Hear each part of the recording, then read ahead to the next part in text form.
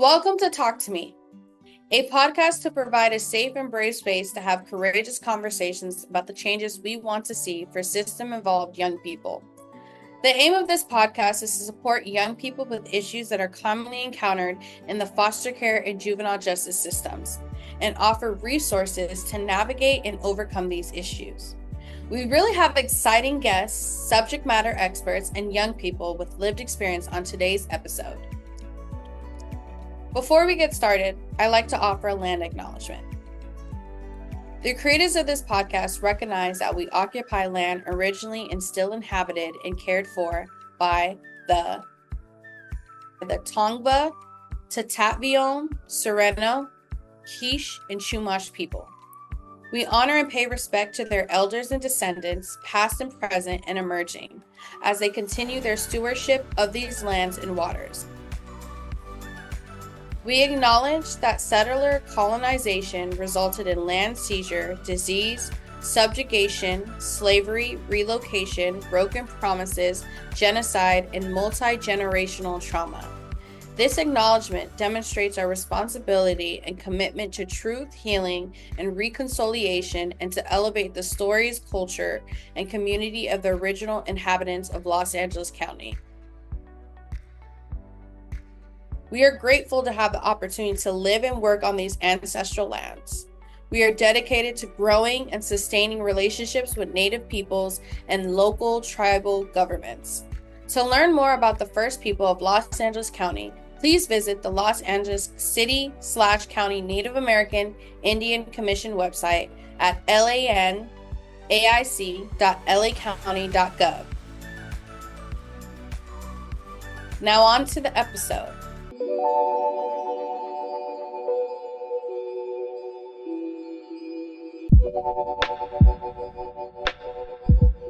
Hi, everyone. My name is Sherry Bradford, and I'm super excited to be here.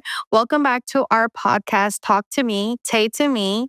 And we have our wonderful guests here. They're going to introduce themselves in a minute. This episode is about LGBTQIA with youth and care.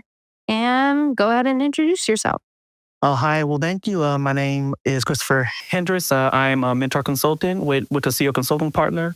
So I provide mentorship services for youth who are systems impacted and foster youth, helping with like basic needs, socially emotional learning, and just guidance throughout life and see what their next steps are. So happy to be here and represent LGBTQIA community. And yeah, thanks for having me. All right. And I'm Jael Nixon. I'm an intern at Kids in the Spotlight, working with communications. And I've really enjoyed my experience here, reaching out to the community and just, working with the youth here.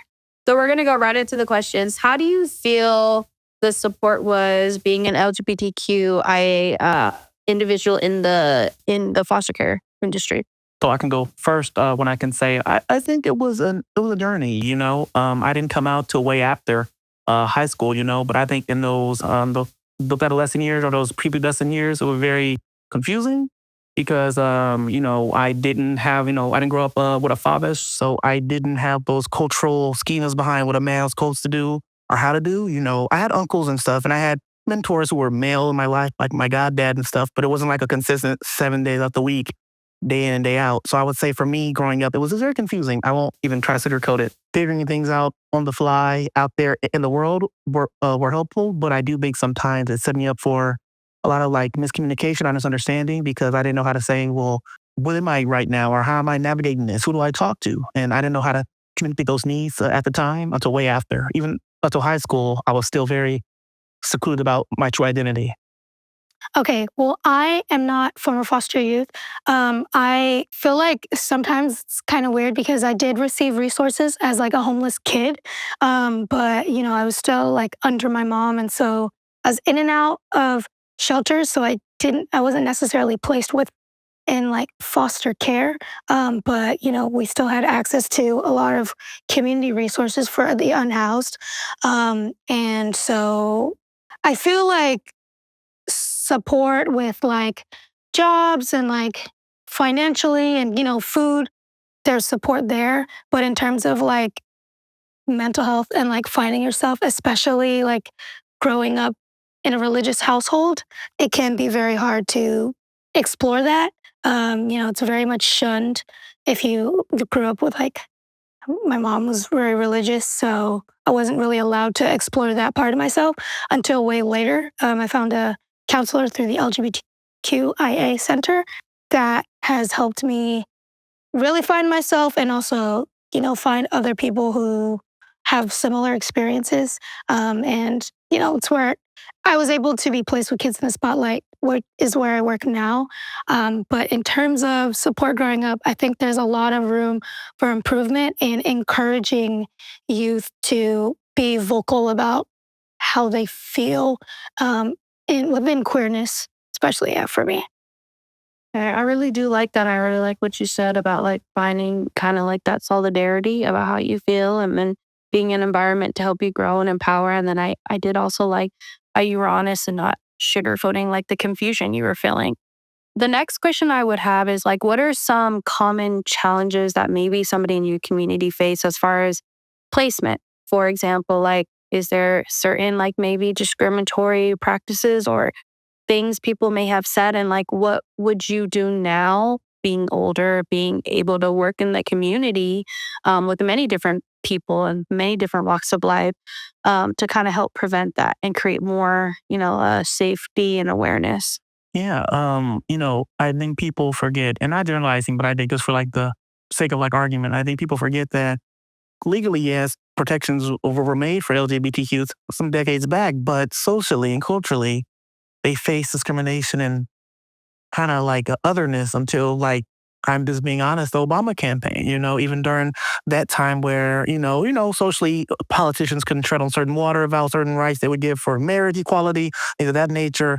So I just would say, yeah, legally they might be protections, but social is the whole nother ballgame of like, okay, when you're applying for resources, will this landlord look at you differently? And they know who you are, or will this person in a certain nonprofit want to support you if they know this, and it's unconscious bias they may be going off of. So I would say from my personal experience, my sister, because she was through foster care, and she was the eldest, and she's lesbian. And at 18, she had came out to our mom. My mom didn't agree with it, as my mom's very religious too, so I understand that totally. My sister really had a I don't care attitude about life. That's one thing that I respected out of her. She was like, well, I'm going to go get it myself.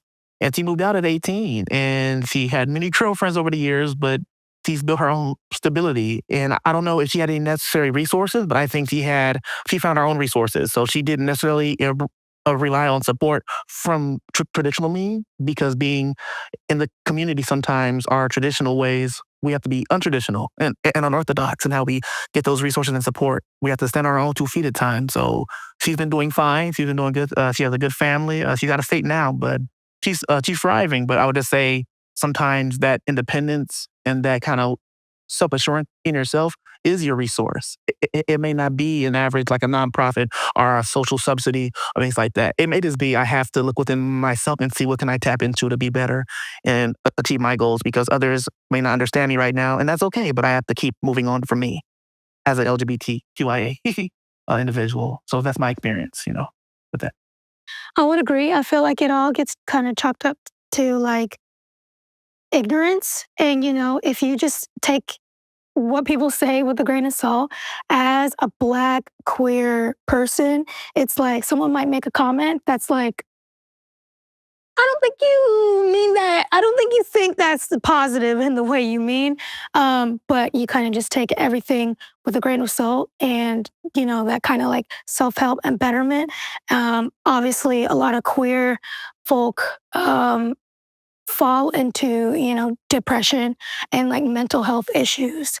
I think tackling like mental health and ensuring that like our queer folk feel supported starting in their youth, feel supported, welcomed. From there, just making sure that, you have a strong mind about you. Unfortunately, being queer and then being like a younger age, like, like teenagers, that's where a lot of like depression starts kicking in. But, once your mind is strong enough, I feel like you do have to rely on yourself a lot and kind of brush off what people say and just kind of like, okay, it's just ignorance. As people learn and as you educate people, you realize how big your support system can grow once you get past that. Like, no, actually, it's this. Obviously, that can be really draining, educating people everywhere you go. You don't want to be like, I'm the control officer and like, you can't say this, and that. That's not how but I do think there's it's our duty to educate folk. And from there, welcoming people as they welcome us, with open arms. And then just making sure people have the right language. I'm losing what I'm saying here, but essentially, making sure that people are respectful in how they approach you. But if everyone doesn't have all of the terminology and stuff, you can understand at least where they're coming from. And educate the ignorant. Sorry, go ahead. I'll also say, Jael, I just had to say this, Sherry. But some people, I believe, don't deserve to be educated. I don't mean like from society and the masses, but I think you shouldn't have to always go into a room to educate someone. I feel like in times where there's a chance for ignorance and humility and let's grow together, but sometimes people are who they are. People already have their biases when they walk in the room and look at you, and they already kind of see your clothes, see the necklaces you're wearing, or that ring, that colored hair. Those stereotypes are real. So I think some people don't deserve to be educated because they're not going to listen. They're just going to go in one ear and out the other, and you have to pick and choose who to instill wisdom in and who to keep for yourself, because not everybody deserves your light. And I've learned that through my years, going through college, traveling, and seeing people and respect. And I just think. And I used to be like, no, people need to learn and grow, but at some point they can grow, but it may not be from you. But you may not be their spark, and that's okay. You continue being your own spark. So what you said. I really like that because I actually went to a convening and there was a youth there that identified as trans. And one of the biggest things they were saying was, I feel like every room I walk into, I have to educate somebody on how to talk to me, on how to talk about specific things, about my experience. And I think from that, I took in my own personal journey that, I don't think it's the responsibility for you to have to go educate every person because they want to know. I think also too, people can go out their way and look into if they wanted to themselves. But continuing on to that, as you guys are talking about, hey, I learned that, I'm not going to be the spark for everybody. How has that translated in just like your healing journey? So was there anybody who came into your life, especially when you're talking about coming out, especially when you're talking about confusion, was there anybody in your journey that advocated for you that maybe changed the trajectory about like, hey, you know what? I do feel confident in myself. It is okay to be exactly who I am. There is nothing wrong with me. And then also moving forward from that, if it's not a person, was it a situation? Was it a place? Was it an opportunity? Can you speak a little bit more? Does that have to go first, or me, Jael, or? You can go first. Yeah. Well, mine is a 3-pronged answer. I'll be quick with it though. The first prong I would say is me. Back when I was in high school, I healed through acting. So by nature, I consider myself a thespian. I'm an actor. Part-time now. I don't do it as much because I'm always busy. But I used to really love acting. In my last year of school too. I didn't do it there because usually in my high school it was whether you were a junior and then senior. You had 2 years of film or theater. But I joined the theater last year. My counselor said, "Hey, Chris, you need an elective. Just take this one." I don't know, film or theater. So she put me in there anyway. I already had this teacher from other subjects, but she was a theater teacher as well. So she put me in one of our bigger plays in the beginning. In the beginning of the semester, I said, in me, I have a stutter. So I'm already kind of insecure about myself. I yap a lot. I'm going to be, I told her, don't give me this big part. I'm going to go wrong on the lines and I'm just going to ruin everything. And she said, I think you have what it takes. No, she said, I know you have what it takes. And I think her having a chance on me to just be myself and express who I want to be was one of the biggest pivotal moments of my life because, I didn't know how to act from Adam. I did act a little bit back in elementary school, but to do like a play with hundreds of lines, and it really got me out of my shell. And it really made me feel more authentic, and it translated into my real life and being this me. I'm going to be me no matter what that looks like, So I would say acting was a vehicle for healing. The second prong was I had a partner during COVID, a partner who she identified as bisexual. And she helped me come out as bisexual. I don't mind saying it. And at first, usually, it's the stigma, especially in my experience with Black women or queer women too, especially. It's a stigma about, they can come out as queer, but when a Black man come out as queer or bi, it's like, wait, pick one, but you can't be both now. But something about bi is double-edged sword, exactly. Biphobia is still real, still ever present. So having that validation of her talking to me on the phone about it, oh, well, let's talk about it if you don't mind. I talked about it in detail with her, my experiences, determine her experiences, and I came out as bi to my partner, and we're not together anymore, but I do live by the mantra, some people are in your life for a season and a reason. And I think her reason of being in my life was to help me come out and understand myself and start that journey of like, okay, now I'm this, what is next? And then the third prong, I would say, is therapy. Can't go wrong with therapy. I'm a big advocate of mental health, hands down. I was involved in a lot of student mental health boards on campus. And I just love to just advocate on that behalf because therapy helped me. It helped me grow through a very dark place in my life, through identity, LGBTQIA issues. And yeah, I'm just grateful for it. So I always advocate for therapy and all those mediums. So those are my three prongs in terms of healing. And I'm still healing right now, but I would say those help me become more authentic and more Chris. Not the other, but me as myself. I love your story. I love that you found yourself through like theater and acting because I also act as well. And like I did theater in high school too. So it's really great to hear that like your director took a chance on you, and it's helped to cultivate who you are today. Obviously, if she didn't give you that role, you would have found yourself eventually. But I think that's like really cool that your partner also gave you that space. I'd say for me, I found myself in fashion and makeup. And so like I really started to explore during COVID with like drag.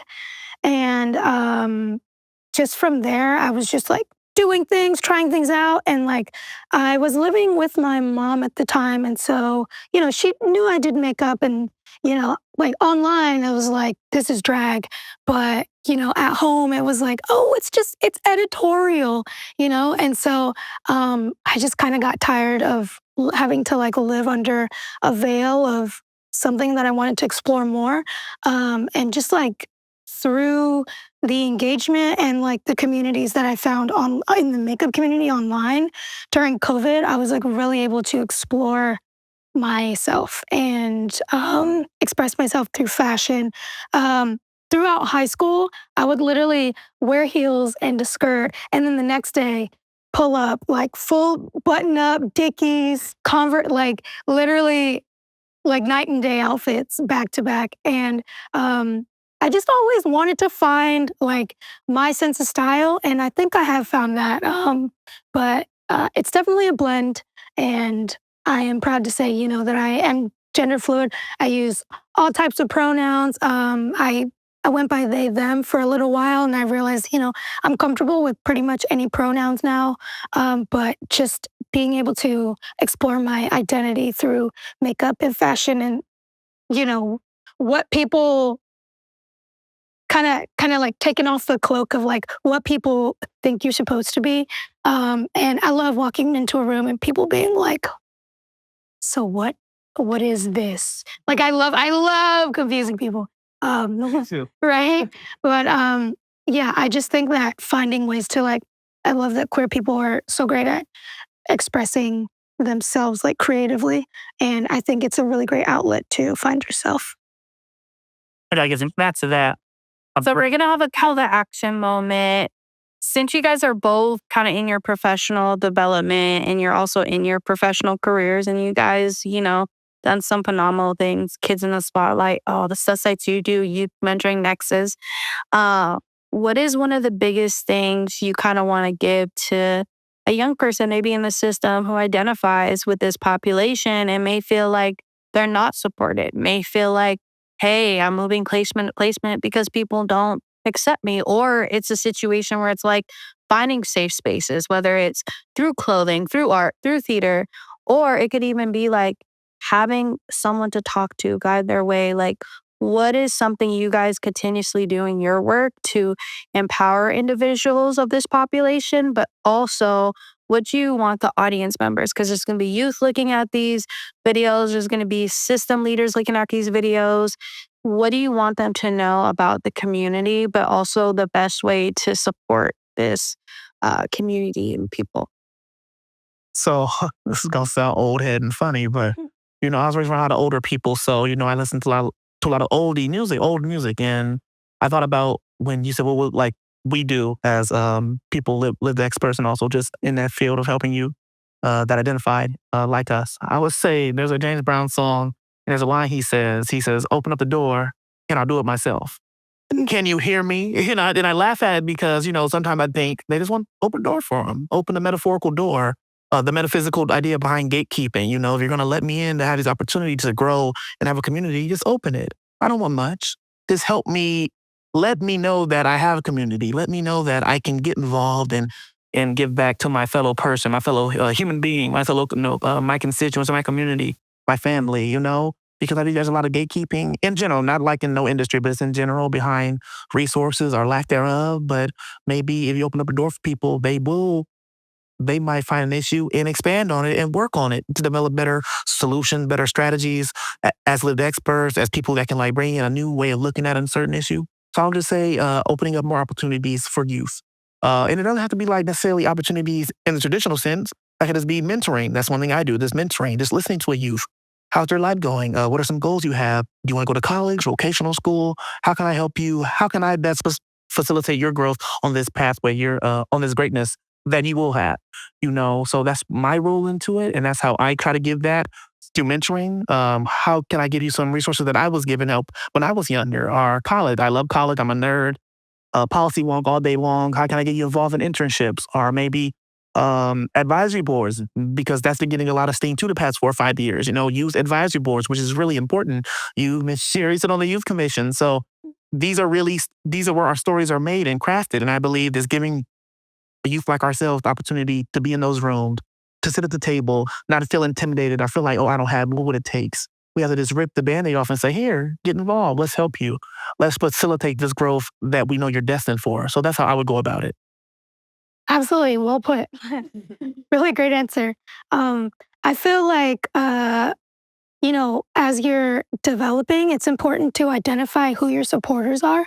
So if you just ask yourself, the person that you put the most trust in, the person that you want to talk to all the time, or, who basically you go to for mental nourishment, does this person have do you feel supported by them? And then do they have your best intentions, your dreams, your wishes in mind? A person who is going to support you and want to see you fly and flourish is, going to listen and going to listen to the direction that you want to go. So if you feel like your parent is someone who you really can talk to, but you don't feel supported by them, they might not be your supporter in the way that you want to go in terms of being a queer person. They might support your career, but if they don't support who you are and your identity, then you might have to go a different route in terms of supporter in that way. I do think that I found myself a lot in college. I did community college at SMC. I feel like that is a really great way to find different minds. Like LA, just Los Angeles, hopefully other viewers will, be watching, not just in LA and California, but LA is so vast and so big. And if I stayed in my little South Bay Torrance town, I wouldn't have, met so many other amazing people to influence my sense of style, influence my circles. And I think that after high school, you need to go on and keep learning and keep growing your circles because, eventually you're going to find where you fit and who supports you. But if you don't go looking for that and you just kind of stay in your shell, then, you're not going to get to where you need to be. So I think continuing education, even if it's not school, trade school, just continuing to learn, you will find what you need if you have the open mind to gain more knowledge. And you might find your own, and you might make your own circle. You might look around while looking for community and look around and there's people spreading around you for guided and mentor. Yeah. So it's like being the mentor or the mentee.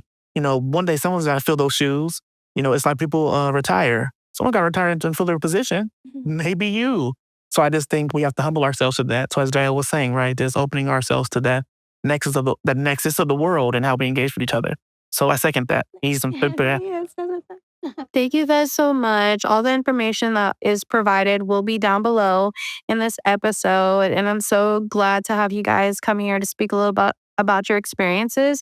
I do believe that this is going to help a lot of young people, a lot of system leaders, and then also people who work one-on-one with these young people on the best way to support them. But I do love how you said open the door. And I do love how you said as far as like just the respect aspect. Respect me, care for me. And if you can't accept me exactly how I am, even if I'm in school or not in school or whatever I'm doing, there's no point in you being a part of my life. So thank you.